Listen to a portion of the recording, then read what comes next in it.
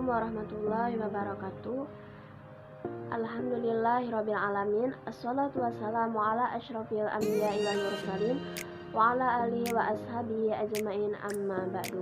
Terhormat dosen pengampu mata kuliah Kitabah lil Mubtadi, yaitu Ustazah Wasila MA, serta teman-teman yang saya banggakan. Baiklah, perkenalkan, nama saya Dian Marta Eka Sari, perwakilan dari kelompok Sari, selaku moderator yang akan memandu jalannya presentasi kita pada hari ini. Baiklah, judul presentasi kami pada hari ini yaitu adalah langkah-langkah mendeskripsikan seseorang dalam bentuk tulisan, kaidah penulisan, serta jenis-jenis mufradat yang mutaradif. Singkat waktu, marilah kita buka acara kita pada hari dengan melafazkan al-basmalah. Bismillahirrahmanirrahim. Acara yang ketiga yaitu penyampaian materi oleh para pemateri. Sebelum penyampaian materi, alangkah baiknya saya akan membacakan atau menyebutkan nama-nama pemateri. Pemateri pertama yaitu yang akan disampaikan oleh saudari Silvi. Pemateri kedua yaitu akan disampaikan oleh saudara Nando. Yang ketiga adalah saudari Fitri. Dan pemateri keempat yang akan disampaikan oleh Dian Marta. Yang kelima akan disampaikan oleh saudara Rafli. Yang keenam akan disampaikan oleh saudari Muniar. Pemateri ketujuh yang akan disampaikan oleh saudari Dia. Pemateri kedelapan yang akan disampaikan oleh saudari Lisa. Dan pemateri terakhir yang akan disampaikan oleh saudari Andara. Baiklah, langsung saja kepada pemateri kami persilahkan. Baiklah, terima kasih kepada moderator. Langsung saja, yang pertama adalah langkah-langkah mendeskripsikan seseorang dalam bentuk tulisan. Dalam mendeskripsikan seseorang, kita perlu mengenal 3 aspek yang sangat dibutuhkan, yakni kata sifat, kata deskripsi, dan karakteristik. Yang pertama adalah kata sifat. Kata sifat adalah kata-kata yang menggambarkan atau memodifikasi seseorang, benda, tempat, atau konsep dalam sebuah kalimat. Kata sifat dapat berlaku sebagai predikat, bisa juga untuk menjelaskan kata benda yang berhubungan dengan orang. Contohnya, Maria mahirotun wa jamilatun. Maria itu pintar dan cantik. Walidiha akbar min walidi. Orang tuanya lebih tua daripada orang tuaku. Yang kedua adalah kata deskriptif atau frase. Kita perlu mengenal kata deskriptif untuk menjelaskan tentang seseorang, karena kata deskriptif juga bisa berupa kata sifat. Contohnya, dalam fisik, warna kulit atau launul basrah, putih abyadun, masyraqun cerah. Dalam tinggi badan, misalnya tinggi, tawilun, atau pendek, qasirun. Dalam bentuk tubuh, contohnya saghirun, kecil, saminun, gemuk. Dalam penampilan, jamilatun, cantik, qabihun, jelek. Nah, yang ketiga adalah kepribadian atau karakteristik. Dalam mendeskripsikan seseorang, kita juga menggambarkan kepribadian dan karakternya. Tiap-tiap orang pasti memiliki sifat yang positif dan negatif juga pasti ada. Contohnya seperti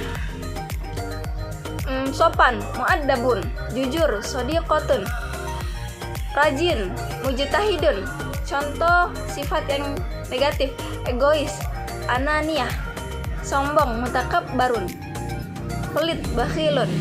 Nah, selain 3 aspek di atas, kita juga dapat melakukan elaborasi dalam teks deskriptif yang dibuat untuk memperjelas deskripsi yang dipilih untuk menyatakan atau keterangan tambahan yang dapat dicantumkan dalam beberapa bukti kebiasaan atau hal-hal lain yang berhubungan pribadi orang tersebut. Baiklah, saya akan melanjutkan pembahasan materi dari kelompok saya. Materi selanjutnya yang akan saya jelaskan yaitu kaidah penulisan. Setiap bahasa pasti memiliki kaidah-kaidah penulisan yang berbeda. Begitupun dalam penulisan bahasa Arab. Adapun kaidah-kaidah yang dimiliki dalam penulisan bahasa Arab yakni kaidah pertama itu kaidah seni tata bahasa. Kaidah seni tata bahasa ini untuk menambah nilai estetika di dalam karya tulis dan menambah ketertarikan pembaca. Kaidah kedua yaitu kaidah penggunaan mufradat atau kosakata yang tepat, penyempurnaan kalimat yang tersusun dari kosakata, pembuatan paragraf, serta harokat atau syal atau tanda baca yang digunakan berdasarkan kaidah nahwu dan shorof. Nah, kaidah penulisan dengan menggunakan kaidah nahwu dan shorof serta ilmu lain yang berkaitan dengan bahasa Arab dalam penulisan yang baik dan benar. Cara berkomunikasi melalui tulisan-tulisan yang mudah dipahami oleh pembaca. Terdapat 3 poin. Poin pertama itu huruf tak marbuto. Tak marbuto ini memiliki bentuk seperti gambar di atas, yang biasa terletak pada akhir suatu huruf. Nah, jika dia terletak pada akhir suatu huruf dan dalam keadaan wakof, itu dibaca dengan hak mati. Nah, tak marbuto ini biasanya terletak dalam keadaan tertentu. Yang pertama itu kalian akan menemukan tak marbuto ini pada akhir isim mufrad atau kata tunggal yang bersifat muannas.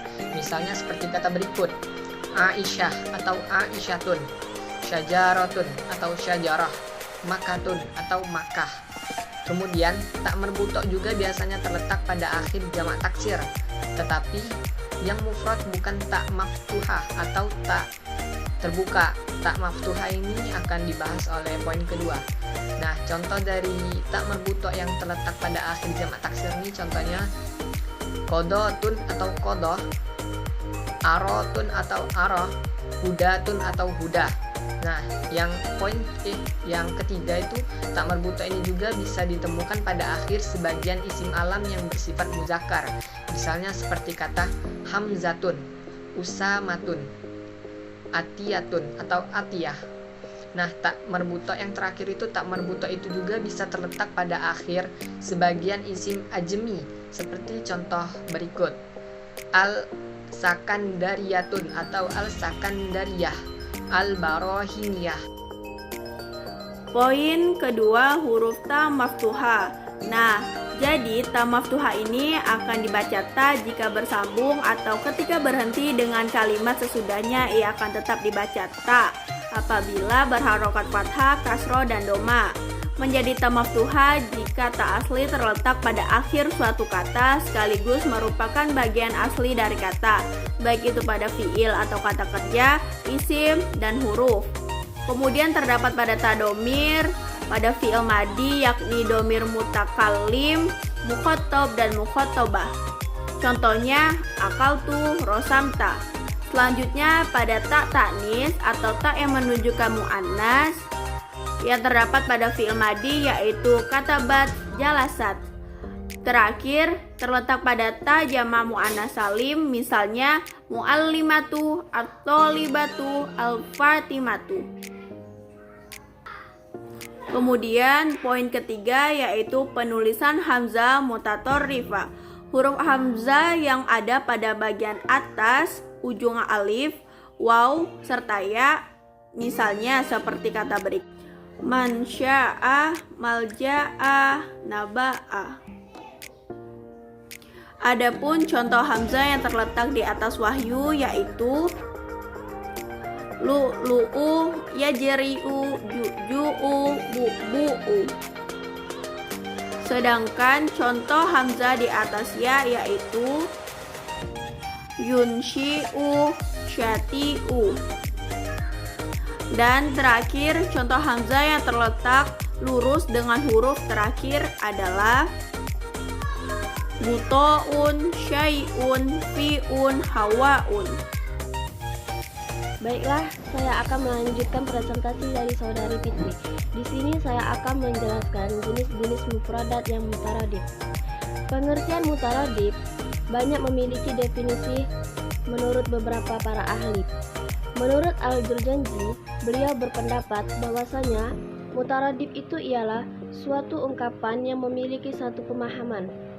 Sedangkan menurut Imam Fakhruddin, beliau menyatakan bahwasanya mutaradif itu ialah lafaz tunggal yang memiliki satu pengertian. Adapun pendapat lain mengatakan bahwasanya taraduf ialah satu makna dan berbeda lafaz. Menurut Al-Jurjanji, sebab ia dinamakan taraduf karena taraduf ini memiliki satu makna dan namanya banyak. Lawan dari kata taraduf ialah mustarak. Sinonim atau ataraduf ialah dua kata yang maknanya itu kurang lebih sama, akan tetapi maknanya itu berbeda. Dikatakan kurang lebih ini karena ia memang memiliki dua kata yang berbeda, akan tetapi maknanya itu sama. Nah, contohnya dalam bahasa Arab itu adalah kata qa'ada dengan jalasa. Sinonim ini bersifat dua arah. Maksudnya, jika satu lafaz A bersinonim dengan lafaz B, maka lafaz B juga akan bersinonim dengan lafaz A. Misalnya tadi kata jalasa. Jika jalasa bersinonim dengan kata qa'ada, maka kata qa'ada juga akan bersinonim dengan kata jalasa. Perkenalkan, nama saya Muhammad Rafli Akbar Putra dari kelompok 1. Saya akan melanjutkan materi yang telah disampaikan oleh saudari Dian Marta. Nomor 2, pendapat ulama tentang taraduf. Menurut Imam Fakhruddin, sebagian orang mengingkari adanya taraduf. Mereka katakan bahwa suatu kata yang dianggap taraduf sebenarnya berjauhan maknanya dari segi nama sifat, nama zat, atau dari sifat. Imam Taj al-Subki dalam kitab Syarhul Minhaj berkata, sebagian ulama bahasa mengingkari adanya taraduf dalam bahasa Arab. Sesuatu yang dianggap taraduf sebenarnya berjauhan dari segi sifat, seperti kata al-insan dengan al-bushro. Kata al-insan dipandang dari sifat pelupa atau sifat lemah lembut, sedangkan al-bushro dipandang dari segi kulitnya. Menurut Taj, yang berpendapat seperti ini adalah Abu Husain Ahmad bin Farid dalam kitabnya Fiqhul Lughah Al-Arabiyyah wa Sunan Arab wa Kalamuha, yang dia nukil dari gurunya yaitu Abi Abbas Salabi, dan juga Ibnu Silah dalam kitabnya yang bernama Nakad. Dalam kitab Dirawah Fiqhu mengatakan, Dr. Subki Saleh mengatakan bahwa sebagian ulama terdahulu mengingkari adanya taraduf dalam bahasa Arab. Abu Ali Al-Farisi berkata, aku duduk dengan Saifuddaulah yang dihadiri oleh sekelompok ahli bahasa. Di antaranya dihadiri oleh Ibnu Khalaweh. Saya telah menghafal 50 kosakata tentang as-saif. Lalu Abu Ali tersenyum. Dia berkata, apa yang dihafal itu? Nanya, berarti satu nama yaitu saif. Lalu Ibnu Khalaweh menjawab, bagaimana dengan kata al-muhan, sorim, dan selainnya? Abu Ali menjawab, selain kata as-saif, itu adalah sifat-sifatnya. Maka Ibnu Farid berpendapat, dinamakan sesuatu dengan nama yang berbeda, seperti kata saif, Muhammad, dan Hisam. Namanya satu, yaitu saif, sedangkan Muhammad dan Hisam adalah gelar atau sifatnya. Lalu timbul bantahan dari orang-orang yang berpendapat adanya taraduf dalam bahasa Arab, yaitu andaikan tidak dua makna berbeda, tidak boleh mengungkapkan sesuatu kata dengan kata lain, seperti memaknai roib dengan syah adalah salah. Begitu juga memaknai budak dengan nakyi salah juga. Perkenalkan, saya Yuniar Kerimarani dari kelompok 1 akan menjelaskan penjelasan dari saudara Rafli, yaitu tentang pendapat ulama tentang taraduf. Abu Faris menjawab, ungkapan tersebut hanya merupakan peminjaman kata. Kita bukan mengatakan dua lafaz yang berbeda tetapi masing-masingnya mempunyai makna. Ibnu Faris tidak melihat perbedaan yang halus antara nama dengan sifat atau nama lain, tetapi dia melihat bersama gurunya Sa'lab. Dua makna yang timbul yang terdapat pada kata kerja yang mempunyai perbedaan yang halus yang tidak masuk ke dalam kata taraduf, seperti kata zahaba, jalasa, nama, haja'a, qa'ada. Menurut Dr. Subhi Saleh dalam kitabnya Dirasa fi Fiqhi Lughah, kami tidak ingin terhadap hal ini untuk mengingkari bersama Ahmad Faris terhadap adanya taraduf, tetapi kami ingin mengambil jalan tengah terhadap pendapat kami, yaitu kami memegangi pendapat aliran yang mengatakan adanya taraduf. Artinya, muradif atau sinonim merupakan sebuah keniscayaan dalam fenomena kebahasaan. Hal ini disebabkan dengan banyaknya lahja atau dialek dalam suatu bahasa. Sekian penjelasan dari saya. Saya akhiri. Wassalamualaikum warahmatullahi wabarakatuh. Sebab-sebab adanya taraduf. Asal mula diketahui adanya taraduf ketika ditemukannya perbedaan penyebutan pada suatu benda yang sebenarnya sama oleh dua atau lebih kabilah yang berbeda, dan karena perbedaan itu menyebabkan komunikasi antar kabilah yang tidak berjalan dengan baik, dan hal seperti ini terjadi di setiap bahasa apa saja. Sedangkan taraduf yang ada dalam bahasa Arab, menurut pendapat para ulama, bahasa memiliki beberapa sebab tertentu, di antaranya: 1. Banyaknya perpindahan lafaz taraduf dari lahja Arab ke lahja Quraisy karena lamanya proses pencampuran antara keduanya. Dari mufradat-mufradat ini banyak mufradat yang tidak dibutuhkan oleh bahasa Quraisy karena ada bandingannya, dan kondisi ini mengarah pada perkembangan taraduf. 2. Penulis mu'jam mengambil mufradat dari lahjat yang bermacam-macam, sehingga mu'jam tersebut mencakup mufradat-mufradat yang tidak digunakan dalam bahasa Quraisy. 3. Para penulis mu'jam tidak membedakan antara makna hakiki dan makna mujazi, sehingga banyak mufradat yang semestinya makna hakiki tetapi digunakan untuk makna yang majazi. 4. Banyaknya perpindahan dari sifat-sifat satu nama pada makna nama yang disifatinya. 5. Kebanyakan dari lafaz taraduf hakikatnya bukanlah taraduf, tetapi lafaz itu lebih menunjukkan kepada keadaan khusus. 6. Banyaknya perpindahan dari lafaz-lafaz samiyah dan muwaladah, juga lafaz yang diragukan ke arahnya ke dalam bahasa Arab.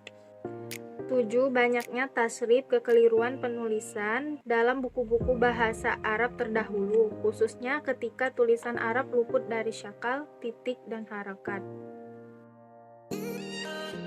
Saya akan menjelaskan mengenai faktor-faktor taraduf dalam bahasa Arab. Taraduf dalam bahasa Arab terjadi karena beberapa faktor. Wafi menyimpulkan 3 faktor yang taraduf dalam bahasa Arab. 1. Karena bahasa Arab bahasa Quraisy sangat terbuka dengan respon terhadap beberapa dialek-dialek bahasa Arab di sekitarnya. Dengan demikian, bahasa Arab banyak menyerap kosakata dialek lain yang maknanya sama. Kedua, karena beberapa penyusun kamus bahasa Arab tidak melakukan seleksi yang ketat terlebih dahulu. Dengan demikian, banyak kosakata bahasa lain yang sama maknanya. Ketiga, pada hakikatnya, beberapa kata yang dianggap bersinonim itu memiliki arti khusus. Namun, karena ditemukan adanya kesamaan, maka disebut bersinonim, seperti kata jalasa dan qa'ada. Keduanya berarti duduk, tapi pada hakikatnya kata jalasa berarti duduk dari berdiri, sementara qa'ada berduduk dari berbaring. Adapun menurut Abdul Khair dalam buku linguistik, Dua buah ujaran yang bersinonim maknanya tidak akan persis sama. Ketidaksamaan itu terjadi karena berbagai faktor, antara lain: pertama, faktor waktu. Umumnya kata halubalang bersinonim dengan kata komandan. Namun kata halubalang memiliki pengertian klasik, sedangkan kata komandan tidak memiliki pengertian klasik. Dengan kata lain, kata halubalang hanya cocok digunakan pada konteks yang bersifat klasik, sedangkan kata komandan tidak cocok untuk konteks klasik. Yang kedua adalah faktor tempat atau wilayah. Misalnya kata saya dan beta adalah dua buah kata yang bersinonim. Yang ketiga adalah faktor keformalan. Misalnya kata uang dan duit adalah dua buah kata yang bersinonim. Yang keempat, faktor sosial. Umpamanya saya dan aku adalah dua buah kata yang bersinonim. Kelima, bidang kegiatan. Umpamanya matahari dan surya adalah dua buah kata yang bersinonim. Yang keenam, faktor nuansa makna. Umpamanya kata-kata melihat, melirik, menonton, meninjau, mengintip adalah sebuah kata yang bersinonim. Baiklah, mungkin cukup sekian presentasi dari kami. Apabila ada yang ingin ditanyakan, silakan ditanyakan di e-learning. Saya akhiri, wabillahi taufiq wal hidayah waridhoi wal inayah. Wassalamualaikum warahmatullahi wabarakatuh.